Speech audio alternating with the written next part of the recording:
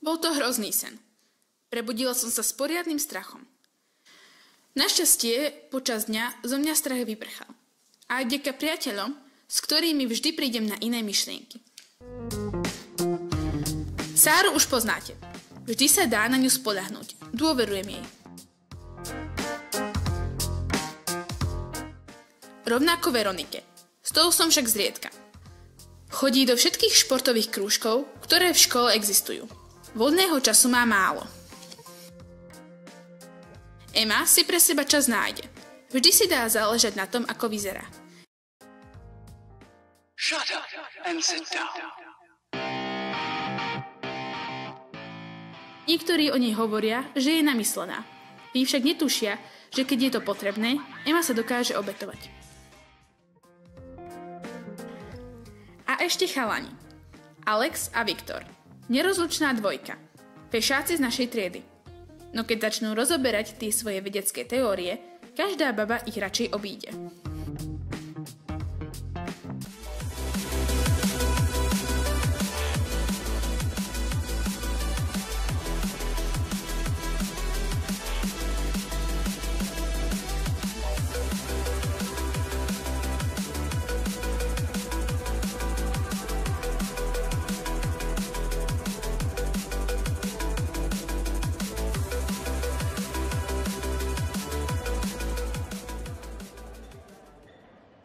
Problémom pre Schrödingerovú mačku v krabici je práve radioaktívny nuklid.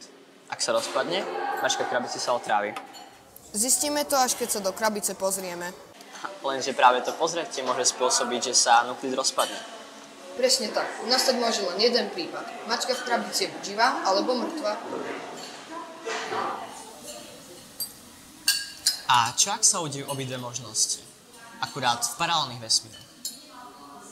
Ani pri jedle nedajú s tými vedeckými taraninami pokoj. Neviem, či bola mačka v krabici, alebo sa pretransformovala do vašej polievky. Radšej buďte ticho a jedzte, aby ste neprehutli nejaký ten chlp.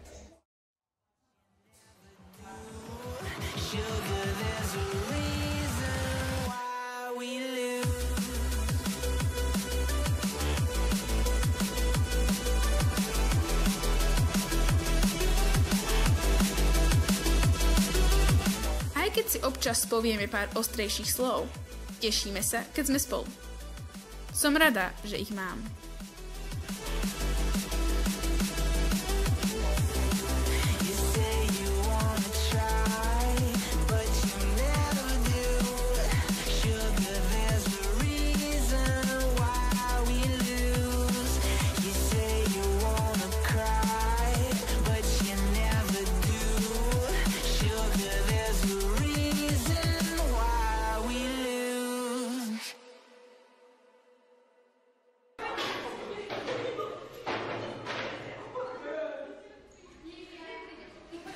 Na ďalší deň som po obede v triede zostala sama.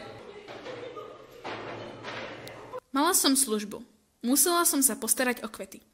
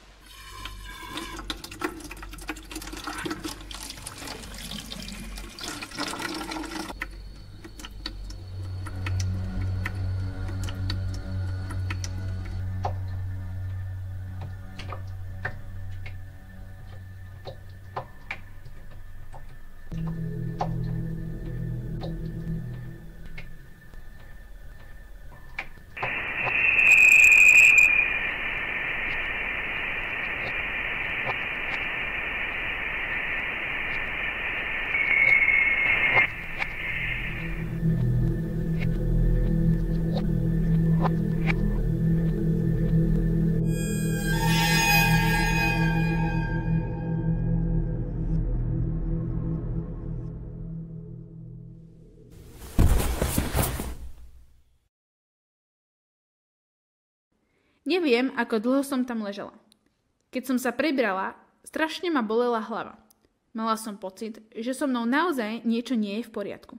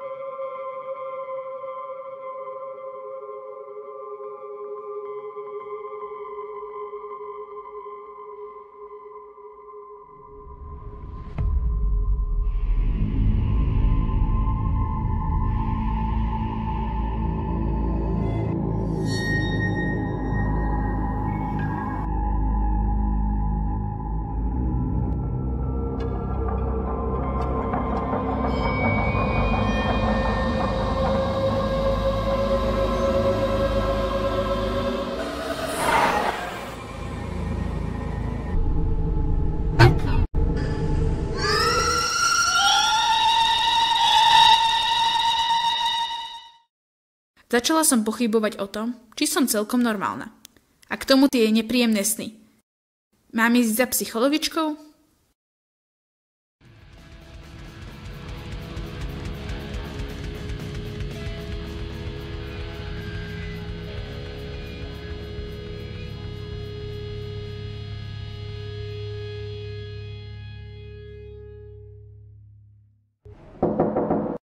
Vstupte.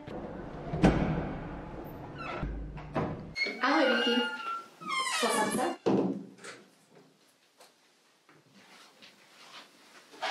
Som rada, že si prišla, že si ma oslovila.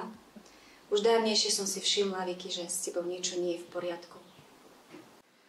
Mám vidiny. Neviem, či si to namýšľam, alebo je to skutočné. Hovorila si o tom s rodičmi? Nie, na čo? Myslíš, že by ti neverili? Nie, ide o to, že sú až príliš starostliví. Nedávno som si udrela hlavu a určite by to spájali s tým. No ale ja nie som cvok. Alebo si myslíš, že áno? V tejto chvíli ja neviem posúdiť, či máš psychický nejaký problém, na to sú odborné vyšetrenia. Vieš mi povedať, aké máš vidiny? Počujem hlasy a vidím zvláštne tváre. Mám pocit, že ma niekto prenasleduje. Vieš povedať kto? Asi... ja? V prvom rade je dôležité, aby si bola úprimná, Vicky. Povedz, berieš nejaké návykové látky? Myslela som si, že to poviete a nie. Úprimne? Nie? Nie! To radšej uverím, že som padnutá na hlavu. Ďakujem za váš čas. Vicky, vráť sa.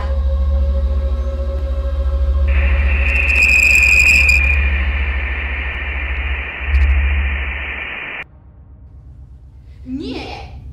Nie som na drogách, to radšej uverím, že som si buchla hlavu. Úprimne? Nie. A ešte V prvom rade je dôležité, aby si bola ku mne úprimná. Ja? Počujem hlasy a vidím zvláštne tváre. Mám pocit, že ma niekto prenasleduje. Hovorila si o tom s rodičmi? Mám vidiny. Niekedy mám...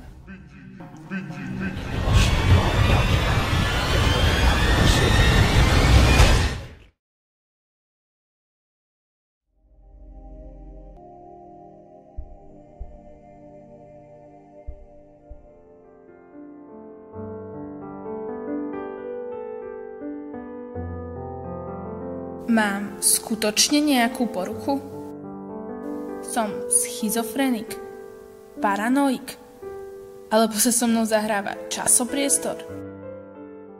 Už rozmýšľam ako Viktor a Alex. Možno práve oni by mi mohli pomôcť.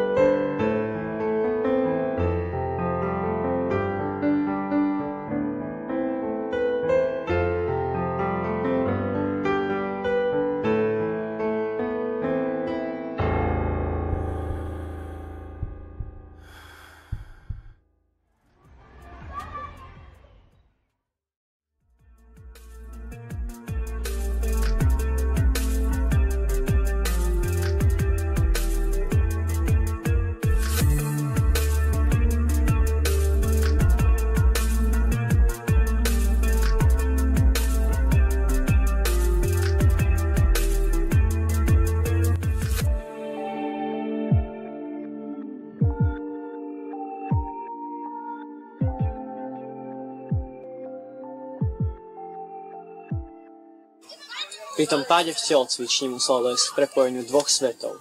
Tvoje druhé ja, žijúce v rozdielnej dimenzii, sa napojilo na teba. Zrejme má v tom svojom svete rovnaké problémy ako ty tu. Alebo tvoje kvantové ja má dve alternatívy, čo je teda dosť neprirodzené. Jasné, dva stavy súčasne nastať nemôžu. Mačka v krabici je buď živá, alebo mŕtvá. Prestaňte už s tou mačkou. V každom prípade je potrebné vrátiť sa na miesto, kde k udalosti došlo. Do telocvične? Nikto nám tam nedovolí robiť žiadne experimenty. Musíme sa tam dostať večer, keď je prázdna. Lenže večer sa tam už asi nedostaneme. Telocvikárka ju po vyučovaní zamyká. Po skončení telesnej sa schováme v náraďovni. A keď všetci odídu, telocvičňa bude iba naša. To je bláznivé. Je, ale po tom všetkom, čo som prežila, už ani neviem, čo je normálne a čo nie, takže ja do toho idem. Ja tým hlúpostiam neverím, ale zostávam pri tebe. Mám strach.